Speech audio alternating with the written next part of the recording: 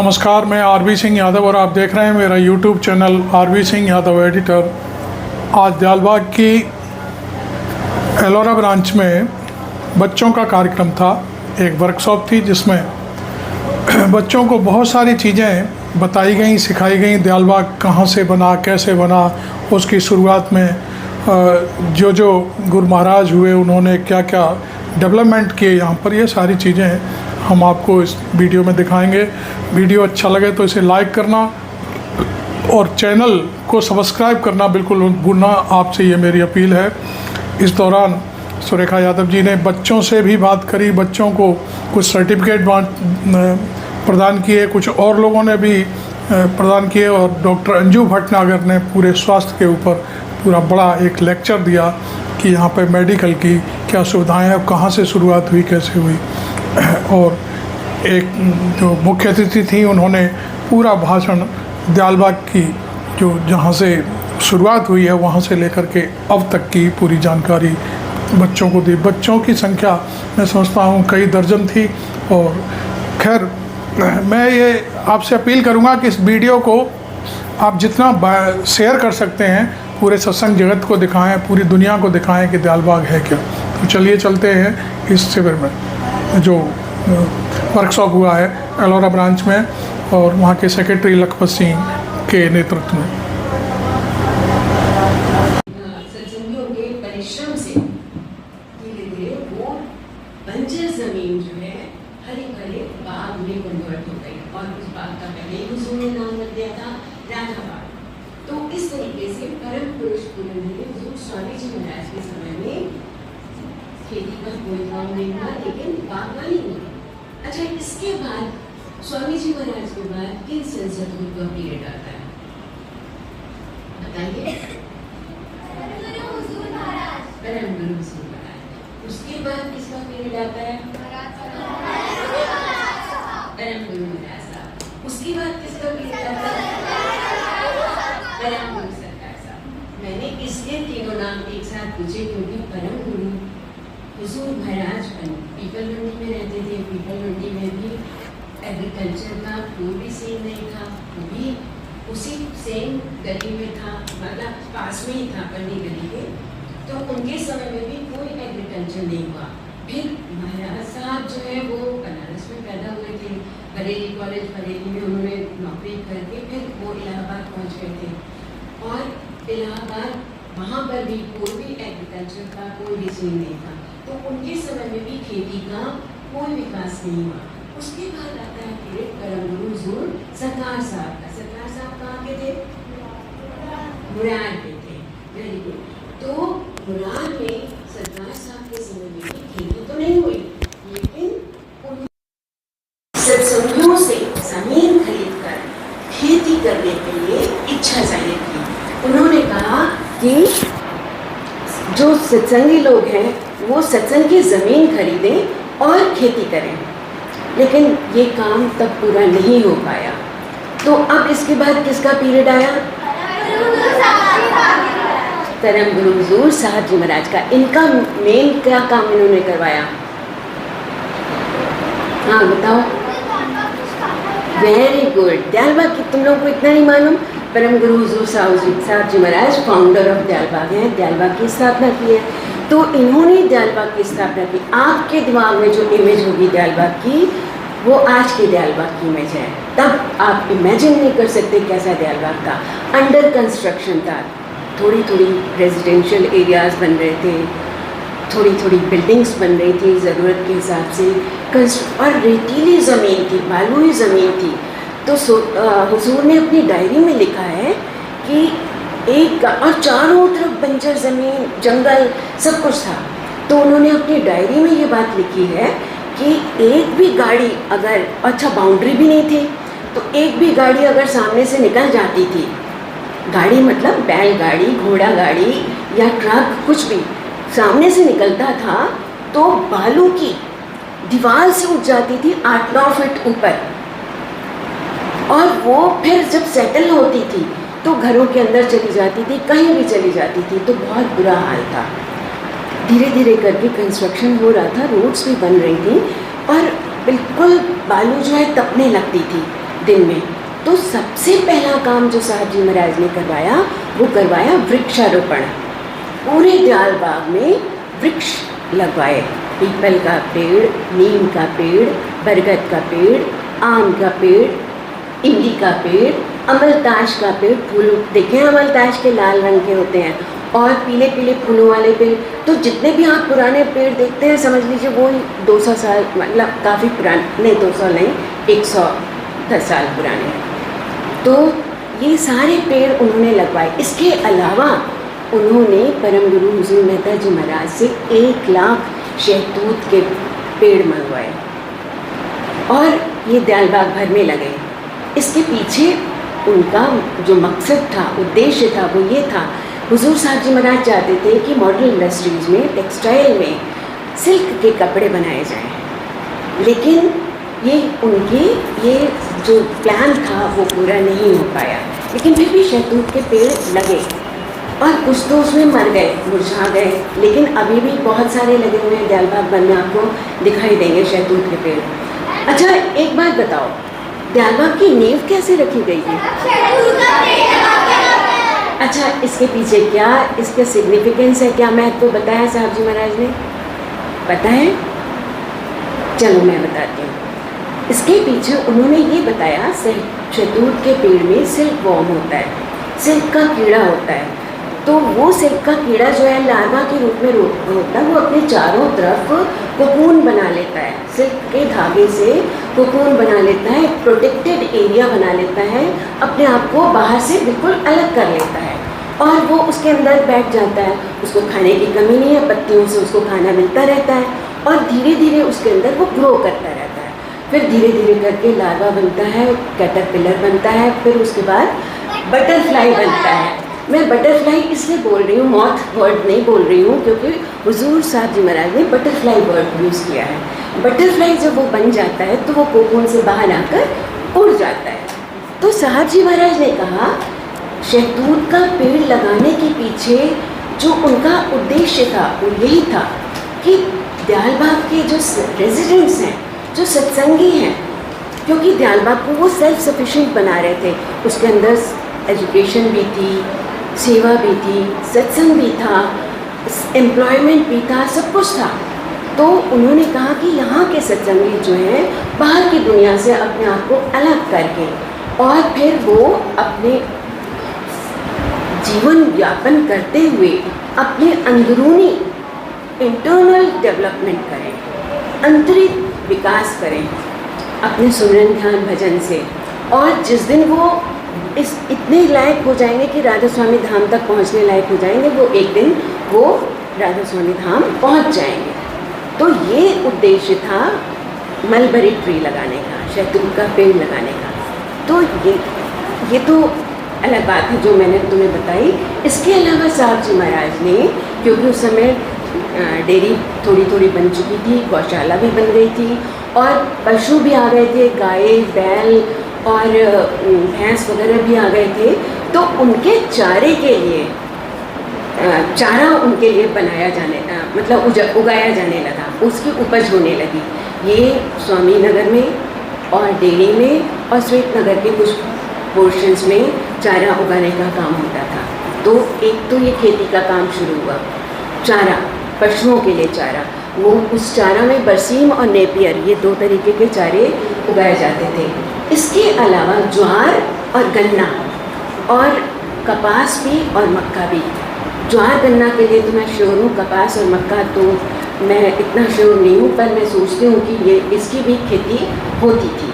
तो साहब जी महाराज के समय में इस तरीके से खेती की थोड़ी थोड़ी शुरुआत हो गई। इसके अलावा जो उन्होंने जो सबसे इम्पॉर्टेंट काम किया वो ये है, देखिए ज़मीन नहीं होगी तो आप खेती कहाँ करोगे, है ना? तो ज़मीन का होना बहुत ज़रूरी है। तो उन्होंने एक तो ज़मीन खरीदी खेती के लिए, और दूसरे चलो ज़मीन खरीद भी ली तो क्या आप बिना पानी के, चलो खाद और बीज तो आप पैसों से खरीद लोगे, लेकिन उसको आप ज़मीन में बो भी दोगे तो क्या बिना पानी के वो उपज हो पाएगी? हाँ, नहीं होगी ना। तो उन्होंने जो 2 बहुत स्ट्रॉन्ग स्टेप्स उठाए वो खेती के लिए वो यही था कि एक तो ज़मीन खरीदी, दूसरा उन्होंने नहर का निर्माण किया। एक तो नहर थी माइनर नहर, जिसका नाम था माइनर नहर, वो जमुना से दयालबाग तक आई थी। दूसरी नहर, हालांकि उससे वाटर सप्लाई जो है उसकी प्रॉब्लम दूर नहीं हुई। फिर उन्होंने क्या किया कि सभा ने 2 लाख रुपए, देखिए उस समय के उस पीरियड में 2 लाख बहुत बड़ी कीमत होती थी, तो 2 लाख खर्च करके सभा ने पश्चिम से, देखिए जमुना हमारे चारों तरफ है, तो जो पश्चिम का जमुना का एरिया है, सिकंदरपुर का एरिया, जहाँ से एसटीपी पास है, एसटीपी तो आप लोगों ने सुना होगा, देखा भी होगा, उस साइड से नहर का निर्माण करवाया। और वो नहर जो है खेतों की, दयालबाग के खेतों से होती हुई दयालबाग तक पहुँची। वो खेत थे जगनपुर, खासपुर और सिकंदरपुर, फिर देरीबाग, फिर बहादुरपुर और डेरी और फिर पंजाबी फार्म।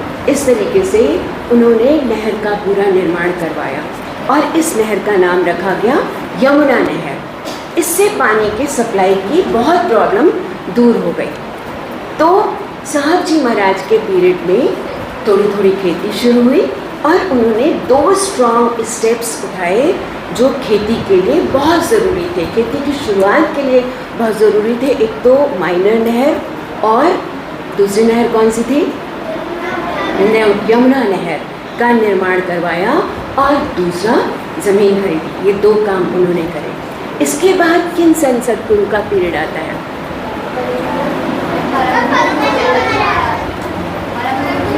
मेहता जी महाराज ने कौन सा काम किया?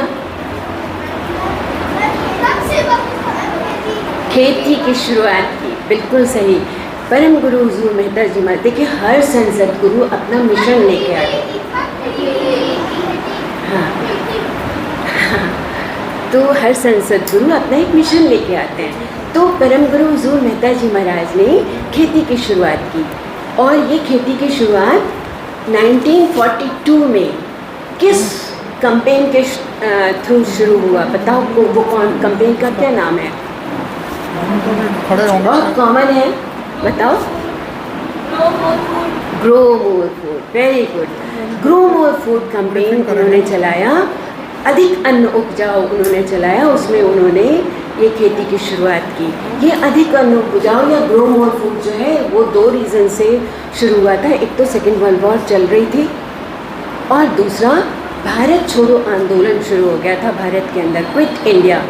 तो इसके कारण अन्न की कमी हो रही थी देश में और दूसरा महंगाई बढ़ रही थी। तो इसलिए उन्होंने ग्रो मोर फूड शुरू किया 1942 में। उन्होंने एक दिन कुछ सत्संगियों को लिया और उनके साथ वो फावड़ा तसला लेकर और पास की ज़मीन में चले गए।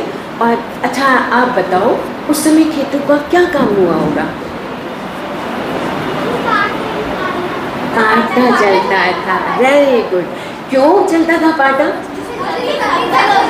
हाँ, क्योंकि चारों तरफ ज़मीन जो थी वो बंजर थी, बड़े बड़े माउंट्स थे, कटीली झाड़ियाँ थीं, बड़ी बड़ी घास उगी हुई थी, ऐसी घास थी जिसको छुओ तो हाथ कटता था। तो उसकी सफाई करके उसको लेवलिंग करना ज़रूरी था।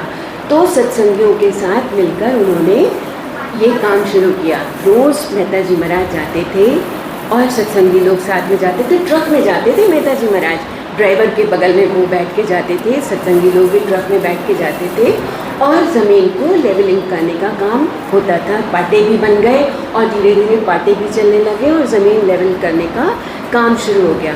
सभा के पास उस समय 3,357 एकड़ ज़मीन थी, 3357 एकड़ ज़मीन थी। तो लेकिन इसमें कुछ ज़मीन जो है वो बटाई पर दी हुई थी। ठीक है, बटाई का क्या मतलब होता है बताओ? बटाई का क्या मतलब होता है पता है? बटाई का मतलब ये होता है कि वो ज़मीन जो है रहती तो ओनर के पास है, उसी के नाम रहती है, लेकिन वो किसान जिसको दिया गया है वो उस पर खेती करता है और लेकिन उसका कुछ % फसल का भाग वो ओनर को देता है। तो आसपास के जो गांव थे उसके जो किसान थे उनको कुछ ज़मीन बटाई पर दी गई थी और वो जो है उसका कुछ % दयालबाग को मिल जाता था। लेकिन इसी बीच में 1952 में ज़मींदारी एबोलिशन एक्ट आ गया, ज़मींदारी हटाने का एक्ट आ गया। तो उससे क्या हुआ कि जो ज़मीनें किसानों के पास थी वो उन्हीं के होके रह गई। लेकिन फिर भी सभा के पास इतनी ज़मीन थी, काफ़ी ज़मीन थी जिस पे खेती हो सके। तो धीरे धीरे सत्संगियों के परिश्रम से, दिन रात जो उन्होंने परिश्रम किया, उससे 1250 एकड़ ज़मीन जो है वो लेवल हो गई और खेती के लायक हो गई, और उस पे खेती का काम होने लगा। गेहूँ, धान, आलू, प्याज और बहुत सारी दालें और इस तरीके की बहुत सारी चीज़ों का काम खेती का शुरू हो गया। ठीक है, तो इस तरीके से मेहता जी महाराज के समय में, मैं एक और अपना पर्सनल एक्सपीरियंस बताऊं, उस समय स्टूडेंट्स जो है गर्मी की छुट्टियों में इम्तिहान, जब छुट्टियां हो जाती थी तो नाम लिखा के खेत जाते थे। तो हम लोग भी जाते थे। तो जाने का टाइम, तो खेत का टाइम तो फिक्स था, क्योंकि सत्संग के बाद खेत होते थे। सत्संग का टाइम फिक्स था, 4 बजे, 4 से 5 सत्संग होता था, उसके बाद खेत होते थे। लौटने का टाइम फिक्स नहीं होता था, 1-1 बजते थे, 2-2 बजते थे दोपहर के, और रेतीली आंधी, लू चलती थी तो बालू जो है वो उड़ती थी लू के साथ। तो लेकिन फिर भी मेहता जी महाराज हम लोगों के साथ ही रहते थे। हम लोग पाटा उसी में चलाते थे 1-1 बजे तक, 2-2 बजे तक। और वो जो है, जब दूर से किसी टीले से आवाज़ आती थी, शाबाश, काम करो, खूब काम करो, तो आप इमेजिन नहीं कर सकते कि सारी थकान बिल्कुल दूर हो जाती थी, एकदम फ्रेश हो जाते थे, भूख प्यास सब मिट जाती थी। लगता ही नहीं था कि हम 5 बजे सुबह से यहाँ पे काम कर रहे हैं और इस समय 1 बज गया है। तो इस तरीके से मेहता जी महाराज के समय में बहुत लंबे समय तक काम हुआ। और मेहता जी महाराज राजपुरा भी जाते थे, देहरादून के पास एक जगह है। तो जब वो जाते थे तो उनको पता रहता था कि हमारे बच्चे वहाँ पे धूप में पाटा चला रहे हैं और काम कर रहे हैं। तो जब लौटते थे तो वो ज़रूर हम लोगों के लिए छुट्टियों के बाद फल, आम है, लीची है या कुछ भी लेकर आते थे। और हम लोग को अटेंडेंस के बेसिस पे जो भी स्टूडेंट्स होते थे, जो कि छुट्टियों भर जिन्होंने काम किया है, उनको अच्छा ठीक है वो मिल जाता था। तो इस तरीके से मेहता जी महाराज का पीरियड में खेती की शुरुआत हो गई थी। इसके बाद बताइए किसका पीरियड आया? हाँ, इनके पीरियड में एक तो मुझे कहा गया शॉर्ट में करें, इनके पीरियड में इन्होंने खेती तो बढ़ी ही, साथ में पंजाबी फार्म में अंगूर और केले की खेती शुरू हुई। हालांकि बाद में अभी 2-3 साल पहले अंगूर तो हटा दिए गए, लेकिन केले की खेती अभी भी होती है। और फल बाग में बेल है, चीकू है, मौसमी है, किनू है, इन सब के फल लगाए गए, अमरूद है, ये सब फल लगाए गए। और इसके अलावा जो उन्होंने यूनिवर्सिटी बनी थी उस समय, तो यूनिवर्सिटी में एग्रीकल्चर का सिलेबस में एग्रीकल्चर को जोड़ा गया। और प्रैक्टिकल एक्सपीरियंस के लिए डेयरी में उनको ज़मीन दी जाती थी कि जो भी नई टेक्नोलॉजी वो लोग एग्रीकल्चर में पढ़ रहे हैं उसको वो प्रैक्टिकली अप्लाई करके और उसका वर्क एक्सपीरियंस कर सकें। तो इस तरीके से हुजूर डॉक्टर लाल साहब के समय में भी खेती और बढ़ी। इसमें मैं 2 बातें बताऊंगी हुजूर डॉक्टर लाल साहब ने जो खेती के विषय में कही है। एक तो उन्होंने अपने वचन में कहा है कि जो लोग खेत में काम करते हैं उनको तन मन धन तीनों की सेवा का लाभ मिलता है। फिजिकली वो लेबर करते हैं, मन से वो जब आते हैं तो वो काम करते हैं, मालिक का ध्यान करते हैं तो मन की सेवा होती है। प्लस अगर मान लो सत्संगी लोग काम ना करें खेतों में तो हमें सभा को मजदूर लगाने पड़ेंगे, है ना। एक मजदूर जो है सस्ते से सस्ता मजदूर भी 700 से 1200 तक एक दिन का लेता है। तो सोचो कितना सभा का खर्च हो जाएगा।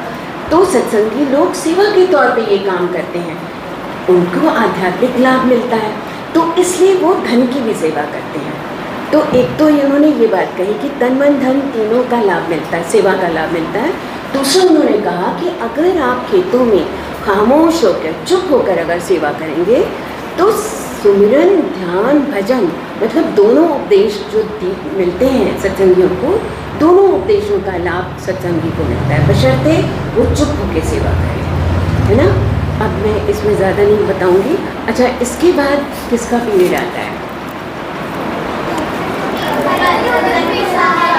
इस पीरियड में जो भी इस खेत में हुआ है वो तो आप लोग सब जानते ही हो। क्या क्या हुआ चेंज बता दो, जल्दी से बता दो, ख़त्म हम करेंगे। तुम लोग आजकल सुपर ह्यूमन का हुआ है। खेत जो है पहले एक टाइम होता था, अब दोनों टाइम होता है, और कभी कभी 3 टाइम भी होता है। खेत का कोई टाइम नहीं रह गया है, रैंडम है। अभी 7 बजे हुजूर घर के अंदर गए हैं, कहो अभी ईवी रेडी हो जाए, कहो 4 बजे हो जाए, कभी हो सकता है 8 बजे तक ना हो, तो कोई टाइम फिक्स नहीं है। और सबसे बड़ी बात, खेत जो है कर्म भूमि से सत्कर्म भूमि बन गया है। खेत के अंदर ही सब कुछ होता है, सारी एक्टिविटीज़ खेत के अंदर होती हैं, शादी ब्याह, कल्चरल, और बसंत होली का सेलिब्रेशन, मीटिंग्स होती हैं, और इसके अलावा जो भी जितने भी तरीके के काम हैं वो सब खेत में होते हैं, है ना। और अब तो दिन रात चैंटिंग होती है, तो हमें सुमरन, चैंटिंग के बहाने बराबर हमें सुमरन होता रहता है। हमारे अंदर प्योरिफिकेशन हमें पता नहीं रहता, लेकिन अपने आप ही होता चला जाता है। और जो सबसे इम्पॉर्टेंट बात वो ये है कि हुजूर जो है फाउंडर ऑफ सिस्टम्स इंजीनियरिंग है ना। तो उन्होंने पूरे दयालबाग की गतिविधियों को सिस्टम में बांध दिया है। भले रैंडमनेस रहे, भले हमें नहीं पता हो कि अगला खेत कब होगा, सेकंड शिफ्ट कितने बजे होगी, लेकिन हर कोई अलर्ट हो गया है, हर कोई हर समय अलर्ट रहता है, और सबको पता रहता है कि कब क्या होने वाला है। जैसे ही ईवी रेडी हुआ, जो कंसर्न पर्सन्स हैं सब अलर्ट हो जाते हैं, जो वॉलेंटियर्स हैं, जो और भी लोग हैं, सुपरवाइजर्स हैं, जो टेंट वाले हैं, जो दूध बांटने वाले हैं, जो पीटी करवाने वाले हैं, कल्चरल वाले हैं, सब अपनी अपनी ड्यूटी पे पहुंच जाते हैं, है ना। तो हर समय के लिए Dr. MG Bhatnagar to deliver her talk. Ma'am, आपकी एग्रीकल्चर के डेवलपमेंट की स्टोरी तो ऐसी लग रही थी कि कभी भी ख़त्म ना हो, और हमारी आंखों के सामने धूल भरे टीलों से लेकर और आज तक के सिस्टम्स से अप्रोच पे प्रिसीजन एग्रीकोलॉजी फार्मिंग कैसे पहुंची, ये आप सब ने देखा। मैं आपको इसी के आगे development of evolution of medicine eight Dayalbagh, कि दयालबाग में कैसे मेडिकल फील्ड का डेवलपमेंट हुआ, कैसे हॉस्पिटल खुला, और आज वो कहाँ तक पहुँच गया है। तो जैसा कि आप देख रहे हैं स्क्रीन पे,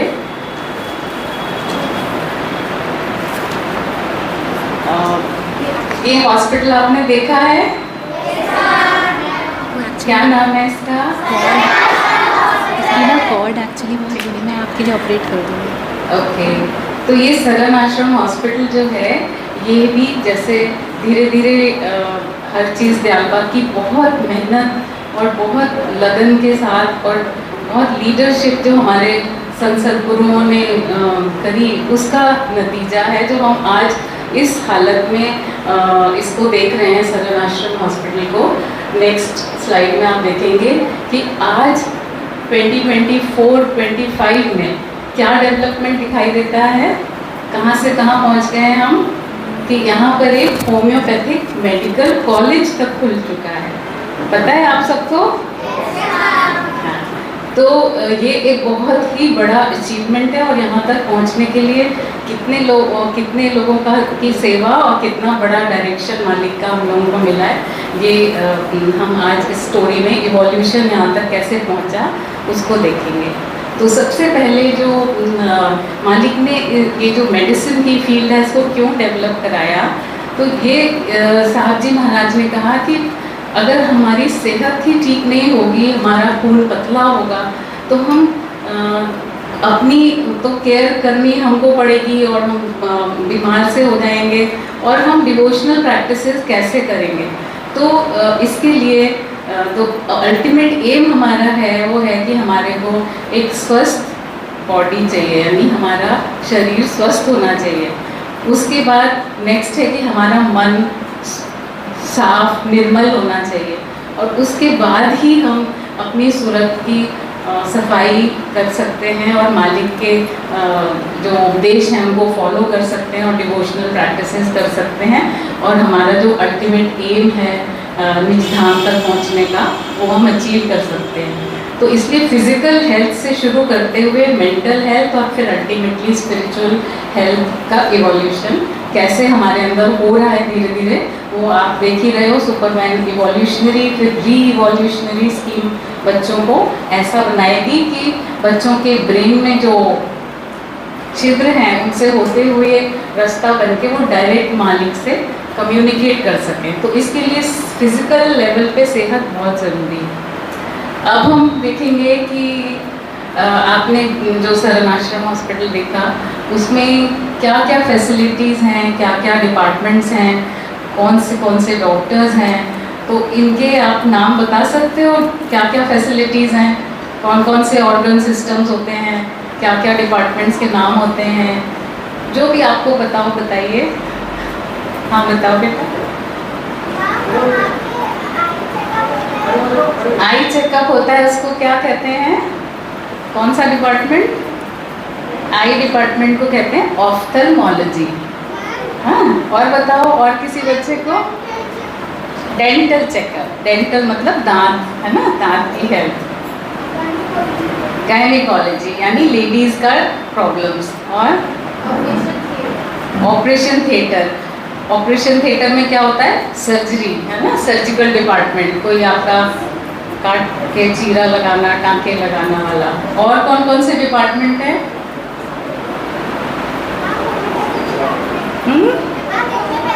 होम्योपैथिक डिपार्टमेंट तो हर सब्जेक्ट का एक साथ ही होता है ना, क्योंकि होम्योपैथिक में सिम्टम्स यानी आपकी परेशानी क्या क्या है उस पर चलते हैं। और बताइए, जल्दी जल्दी बताइए। बच्चों का डिपार्टमेंट कौन सा होता है? पीडियाट्रिक्स। और मेडिसिन डिपार्टमेंट देखा है आपने? फिजिशियन जो बड़ों को देखते हैं, है ना। और इसके संग संग बहुत सारे और डिपार्टमेंट्स होते हैं, जैसे कि कार्डियोलॉजी आपने बताया, सर्जरी, मेडिसिन। तो ये सब डिपार्टमेंट्स मिल करके एक हॉस्पिटल बनाते हैं, और इनके संग पैरामेडिकल ब्रांचेस भी होती हैं। पैरामेडिकल ब्रांचेस बताइए जल्दी से क्या क्या होती हैं? अच्छा, मैं आपको हिंट देती हूँ। एक पैरामेडिकल ब्रांच मैं बताऊँगी, फिर आप एक बताना, ठीक है? एक मैंने बताई फिजियोथेरेपी, अब आप बताइए। एक्यूप्रेशर, शाबाश। और बताइए। हाँ, ओपीडी तो आउट पेशेंट डिपार्टमेंट होता है, वो सभी स्पेशलिटी का होता है, ठीक है। तो पैरामेडिकल ब्रांचेस होती है, जैसे लैब टेस्टिंग की होती है, इन्वेस्टिगेशन, ब्लड टेस्ट करवाया आपने कभी?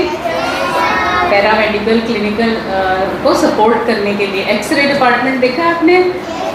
एक्सरे, अल्ट्रासाउंड, है ना। ये सारे डिपार्टमेंट्स जो होते हैं वो पैरामेडिकल ब्रांचेस कहलाते हैं, ठीक है बेटा।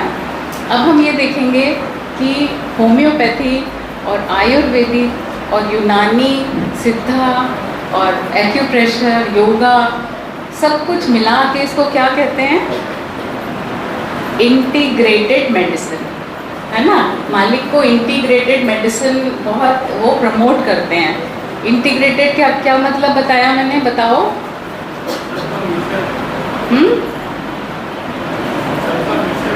सबका मिश्रण, यानी जिसमें एलोपैथिक दवाई भी आ जाए, होम्योपैथिक भी आ जाए, योगा, सिद्धा, यूनानी, एक्यूप्रेशर और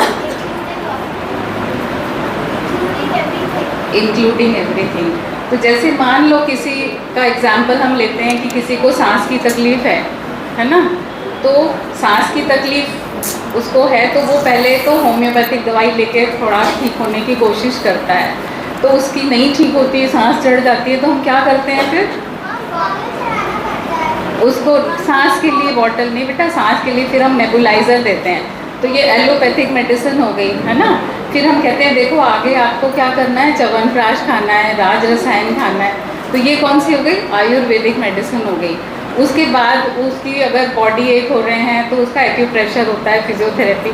तो एवरीथिंग पुट टुगेदर एक इंटीग्रेटेड मेडिकल साइंस आजकल एक नया इवॉल्व वे आया है, जिसमें पहले हम लोग सोचते थे कि अगर होम्योपैथिक मेडिसिन ले रहे हैं तो अब हम एलोपैथिक नहीं ले सकते हैं, ऐसा सोचते थे। तो होम्योपैथिक मेडिसिन के साथ साथ हम कुछ नहीं ले सकते। तो ये सब हटा के मालिक ने हमको ये बताया है कि सॉल्ट्स, जो मेडिकल सॉल्ट्स होते हैं वो सब में एक से होते हैं, और होम्योपैथिक जो मेडिसिन होती है वो हमको 2 घंटे आगे पीछे एलोपैथिक से हम ले सकते हैं, और संग संग हम आयुर्वेदिक थेरेपी भी कर सकते हैं। तो ये जो इंटीग्रेटेड मेडिसिन की फील्ड है, ये बिल्कुल सरन आश्रम हॉस्पिटल के लिए एक एक्सक्लूसिव और एक बहुत यूनिक चीज़ है, जो दुनिया में कहीं भी इतनी अच्छी तरह फॉलो नहीं होती जितनी अच्छी तरह हमारे दयालबाग में फॉलो होती है। सब लोग मानते हैं इस चीज़ को। ठीक है, तो ये तो हुआ सरन आश्रम हॉस्पिटल का डेवलपमेंट।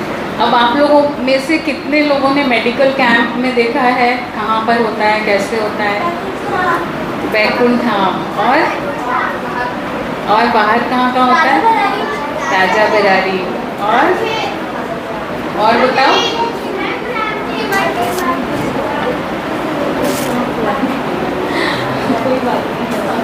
अच्छा, ये राजा बरारी की फ़ोटो आपको दिखाते हैं। देखो, इसमें ये दिखा रहे हैं, देखो कैसे कैसे करके राजा बरारी के मेडिकल कैंप से हमारे मेडिकल कैंप शुरू हुए।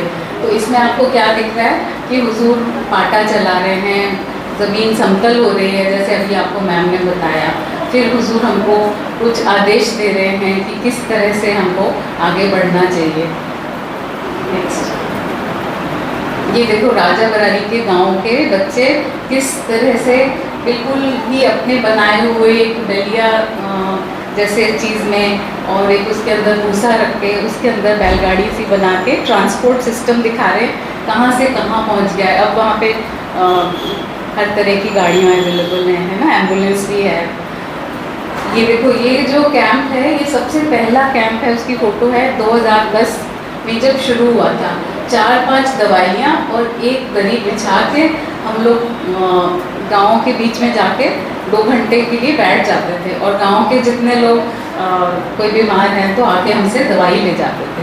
धीरे धीरे देखो कि कैंप राजा बरारी में लगने लगे, और लोग आने लगे, बच्चे आने लगे, और फिर ये देखो ब्लड टेस्ट भी होने लगा, और दरियाँ बिछा के बिल्कुल जंगल में, ये बिल्कुल जंगल का सीन है, आप देख रहे हो, आसपास बिल्कुल पेड़ लगे हुए हैं। वहाँ पर हर तरह के टेस्ट, हर तरह के डॉक्टर्स मालिक की निगरानी में, मालिक जैसे जैसे आदेश करते गए वैसे वैसे ही मेडिकल कैंप वहाँ से शुरू हुए। ये देखो, दिख रहा है आपको ब्लड टेस्ट होता हुआ? ये राजा बरारी के ट्राइबल एरिया में शुरू हुआ। और यहाँ तक कि अब टेली मेडिसिन, आप जानते हो टेली मेडिसिन क्या होता है? अच्छा, इसमें दिख रहा है आपको कि राजा बरारी से हम एक फ़ोटो ऑनलाइन भेजते हैं पेशेंट की वीडियो कॉल करके, और दूसरे एंड पे डॉक्टर उसको अटेंड करता है। दिल्ली का डॉक्टर हो, आगरा का हो, दयालबाग का हो, और फिर वही टेली मेडिसिन के थ्रू उसका एक प्रिस्क्रिप्शन बन जाता है। तो अगर आज की डेट में अभी इस टाइम भी कोई राजा बरारी का पेशेंट हमको दिखाना चाहता है तो किस के थ्रू दिखा सकता है? टेली मेडिसिन के थ्रू। मान लो आप यहाँ बैठ के किसी स्पेशलिस्ट से बात करना चाहते हो, दिखाना चाहते हो, तो यहाँ तक इवॉल्व हो चुका है हमारा मेडिकल सिस्टम। आपको चल के जाने की ज़रूरत ही नहीं, ना डॉक्टर को आने की ज़रूरत। तो आपने देखा फिर ऐसे इसी तरह के कैंप हर जगह, गुड़गांव, नोएडा, मुरार, है ना, सब जगह दिखाए जा रहे हैं। और यहाँ वाला मेडिकल कैंप आपने देखा है ना, बैकुंठ धाम पे, और पहले कृपलानी फील्ड में हुआ करता था।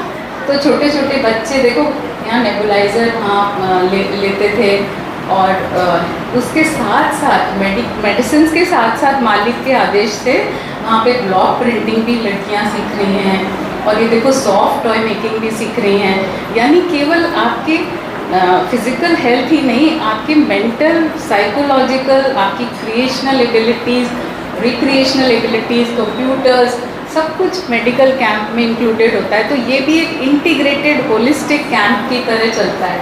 दिख रहा है आपको कितने सारे डॉक्टर हैं और कितने सारे स्टॉल्स हैं। इसके अलावा दवाइयाँ भी फ्री में दी जाती हैं यहाँ पर, है ना। और अब ये कैंप बैकुंठ धाम पे लगने लगे हैं, आपको पता है ना। तो आपने देखा कि मालिक ने हमारे लिए कितना कितना इंतज़ाम किया है। ताकि बच्चों के लिए सुपरमैन स्कीम जो super human evolutionary and re evolutionary scheme है, उसके बच्चों को कोई कमी किसी तरह की भी मालिक के तरफ से सब इंतज़ाम यहीं पर है, कहीं जाने की ज़रूरत नहीं है। टेलीमेडिसिन पे आप अपनी कंसल्टेशन करवा सकते हो, है ना। मेडिकल कैंप से गांव तक के बच्चों के लिए कितनी सहूलियत है आपको हम अभी वीडियो पे दिखाते हैं। ये देखिए सब डॉक्टर्स बैठे हुए हैं और ये एंट्रेंस है और इसके बाद खेल कूद का इंतज़ाम, उनके लिए स्पोर्ट्स, उनके लिए गिफ्ट्स, उनके लिए सारे झूले दिख रहे हैं आपको। ये सब गांव के बच्चे जो हैं उनके लिए भी होलिस्टिक हेल्थ, इसी को होलिस्टिक हेल्थ कहते हैं कि केवल उनको दवाइयाँ ही दी जा रही हैं, उनको उनके दिमाग को, उनके शरीर को स्वस्थ रखने के लिए उनके लिए ड्राइंग, पेंटिंग, हर तरह म्यूज़िक का, सब चीज़ों का कैंप में इंतजाम है। देखा आपने। अब इन्हीं प्रोजेक्ट्स को मान लिख के आपको आगे बढ़ाते चलना है और एक दिन दयालबाग की सेवा फर्स्ट क्लास तरीके से करनी है, ठीक है ना। कौन कौन रेडी है इसके लिए? अद्वितीयम अद्वितीयम अद्वितीयम। Thank you Radha Swami. Thank you doctor Anju and doctor Gurpriya Prakash. I am sure हमारे बच्चों ने बहुत कुछ सीखा होगा एग्रीकल्चर और मेडिसिन के बारे में।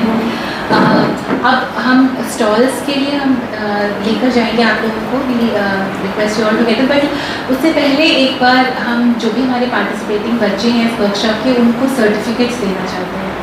सो we would request you to please stand और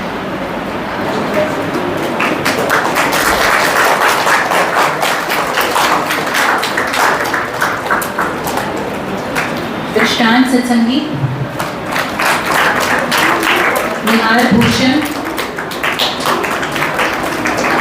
आद्या गुप्ता, नीरज अरोरा,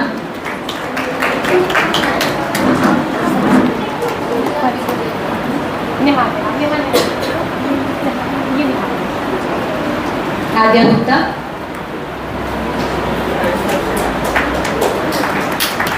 नीरज अरोरा,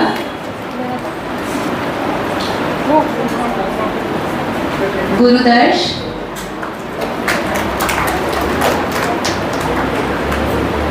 शब्द मेहता,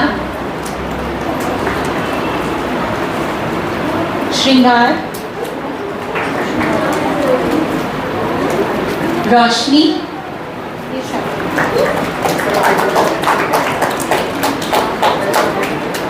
लहर,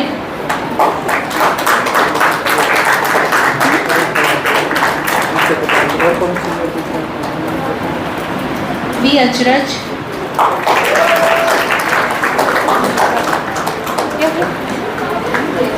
लक्ष्य गुप्ता,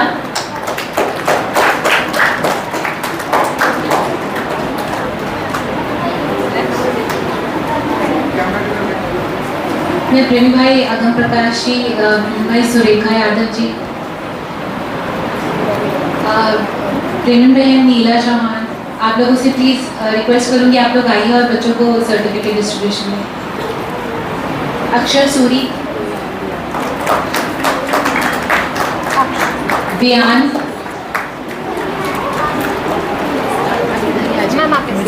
इधर आ जाइए, से बच्चों को दे दीजिए।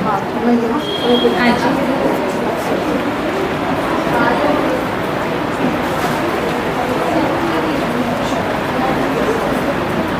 बयान,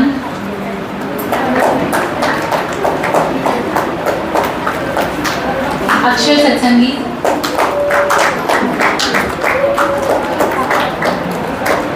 धुन सत्संगी,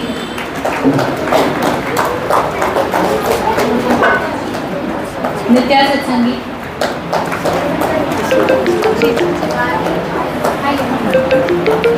स्वरूपिका सत्संगी,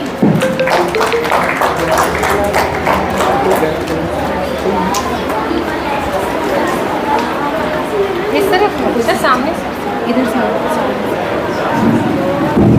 ज्योति कुमारी,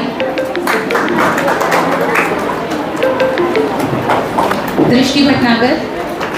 बाकी बच्चे प्लीज बैठ जाइए। दृष्टि भटनागर,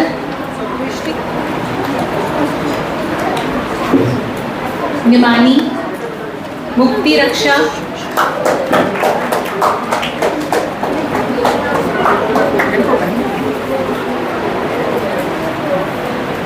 अलग सिंह, मुक्ति रक्षा अलग सिंह,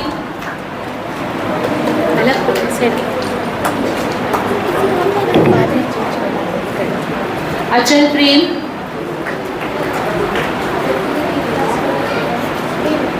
सूरज शब्दा,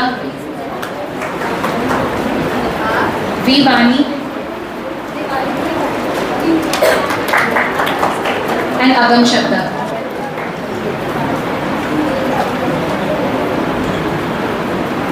अब सारे बच्चों से रिक्वेस्ट है आप लोग उठ के थोड़ा सा साइड में आ जाइए। हमारे गेस्ट से हम स्टार्ट करेंगे हमारी एग्जीबिशन, ठीक है। आप उसके पीछे पीछे आप लोग फॉलो करिएगा, ठीक है।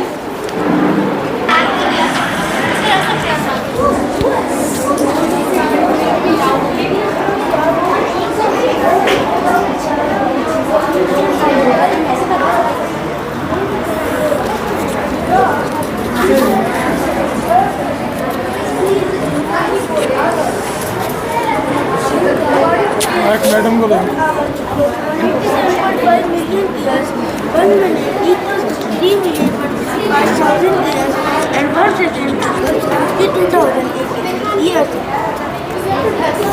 The formation of Earth, according to this clock, happens at midnight in the day from which we are starting. And according to this clock, just before 48 seconds of the starting of the next day, the genus Homo appeared, meaning the first humans appeared. And just 4 seconds before midnight, the first modern humans or Homo sapiens appeared. In this workshop, we learned about the 48 seconds of this 24-hour clock. We can see how human evolution happened. First, the Australopithecus lived. They lived in Ethiopian islands of Africa. They lived from 3.5 million years ago to 2.5 million years ago. Their height was 1.10 meters, weighed 40 kilograms, and they walked upright. This was the main characteristic. The other primates of the period walked on all fours. Homo habilis was the first people to use tools and they could speak. आप कौन सी class के बच्चे हैं बेटे? I am in 7th. 7th। Short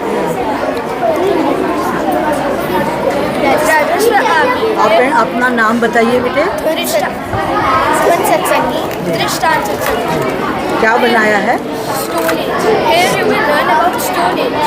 There are 3 types of Stone Ages: Paleolithic period, Mesolithic period, and Neolithic period.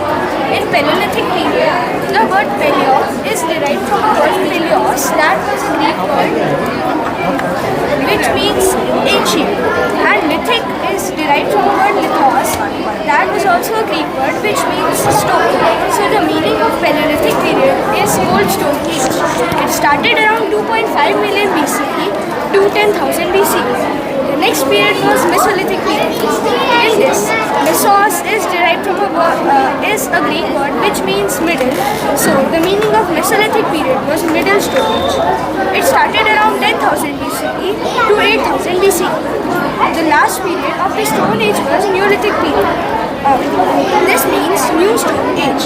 It started around 8,000 BCE to 3,000 BCE.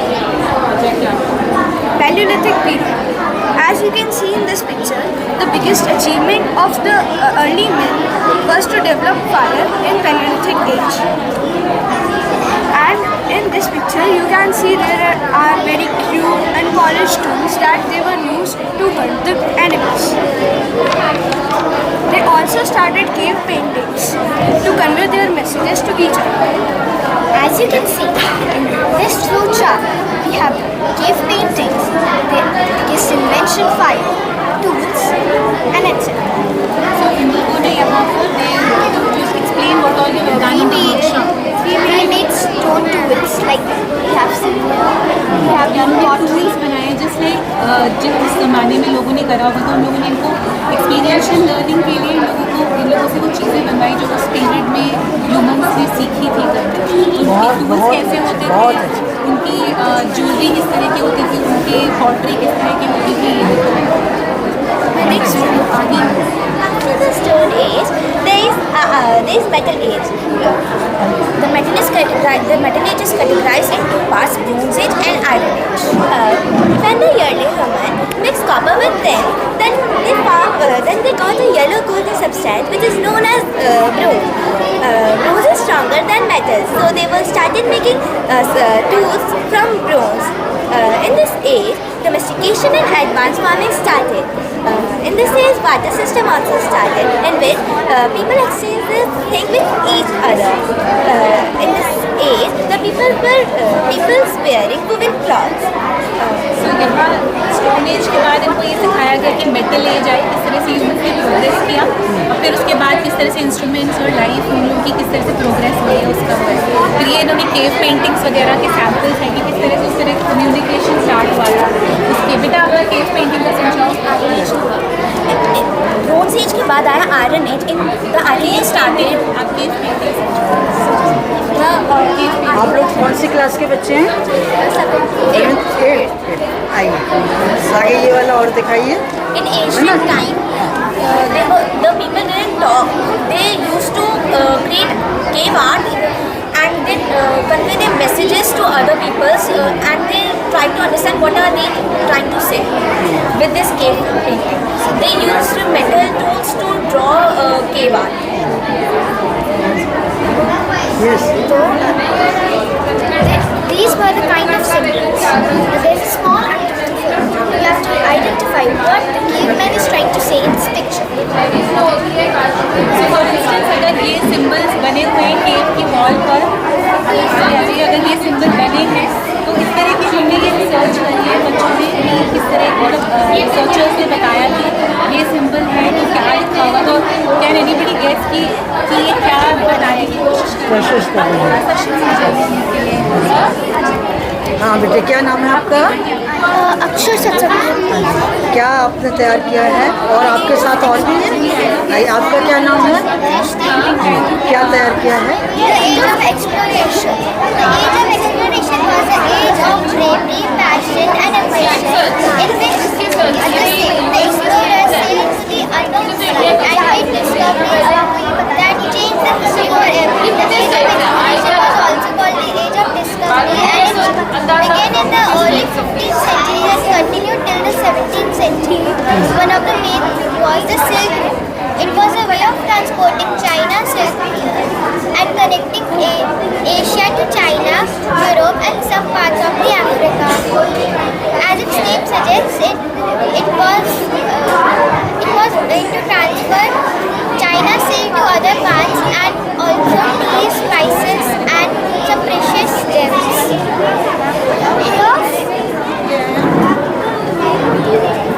Yes, आप अपना नाम बताइए। केसर Chhabra.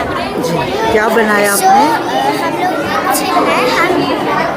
We are just giving others a puzzle and you can choose any puzzle you want. उसमें 4 puzzles हैं, एक ये उसके पीछे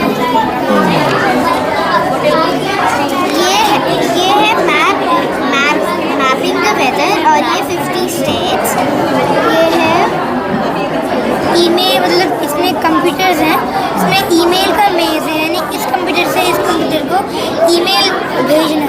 तो किस तरह में अलग अलग चीज़ें दी गई हैं। आप कंप्यूटर पे बैठ के भेज देते हो मेल? अभी नहीं, सीखेंगे। बहुत अच्छा। So this is Leonardo da Vinci's inventions. This is Clyde Edmonds' parachute. These are flying machines. In this case, they scale and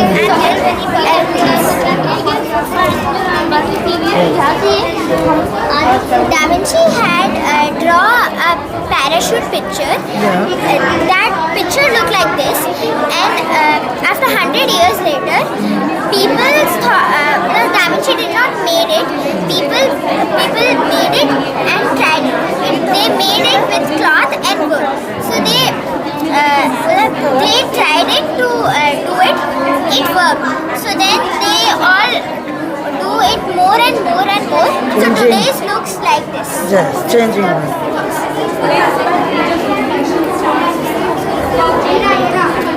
हाँ बेटी, आप अपना नाम बताइए। मेरा नाम हर्ष अग्रवाल है। कौन सी क्लास में पढ़ते हैं? मैं 4th क्लास में पढ़ता हूँ। क्या आपने तैयार किया?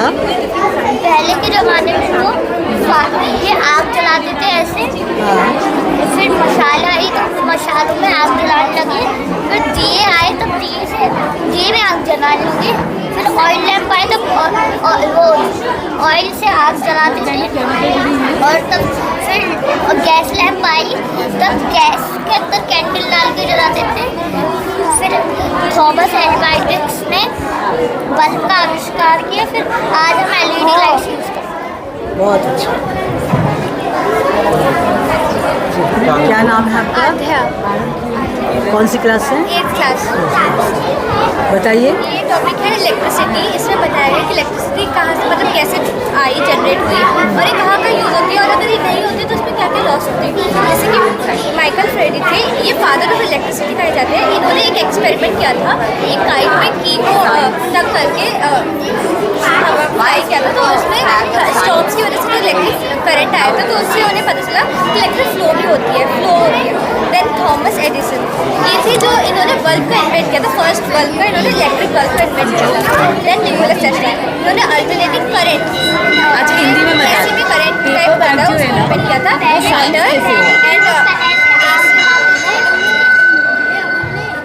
एसी ट्रांसफॉर्मर्स को भी इन्होंने बनाया था। देन और इन्होंने wireless communication and curious minds. Some left the rest of us far behind. They asked big questions, bold and true, and changed the world for me and you. From fire and stone to wheels and plow, we built, we dreamt, and learned the how. From ages dark and moments bright, we reached for knowledge, truth, and light. Now listen to the tales of those who sparked the age of science from the age of dark. Their thoughts became the world's modern tools and turned our minds to modern schools. I looked above with a telescope and said, "Hey world, I've got some news for you. The earth's not still, it moves round the sun. Back in my day, this shocked everyone. I dropped 2 balls from the tower of Pisa, proved that gravity is no teaser, and showed with brain and eye that science tells us how and why."